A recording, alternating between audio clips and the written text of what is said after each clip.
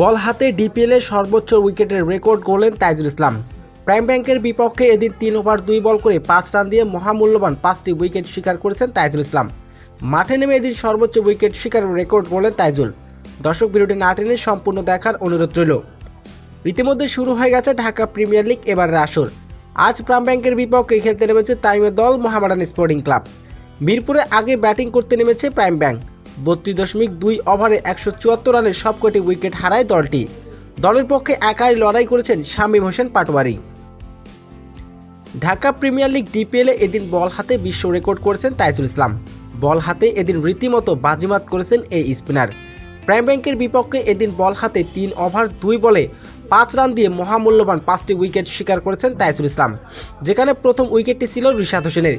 এরপরে তাইজুলের বলে বোল্ড হন দীপু। একে একে এভাবেই তুলে নেন 5টি উইকেট তাইজুল ইসলাম। তবে এদিন উইকেট পতনের দিনে বিধ্বংসী ব্যাটিং করেছেন শামীম হোসেন পাটোয়ারি। মাত্র 61 বলে 10টি 4 এবং 4টি ছক্কার সাহায্যে 89 রানের অপরাজিত থাকেন তিনি। 7 নম্বরে নেমে শামীম হোসেন পাটোয়ারি বিধ্বংসী এক ব্যাটিং করে বড় পুঁজি এনে দেন প্রাইম ব্যাংকে।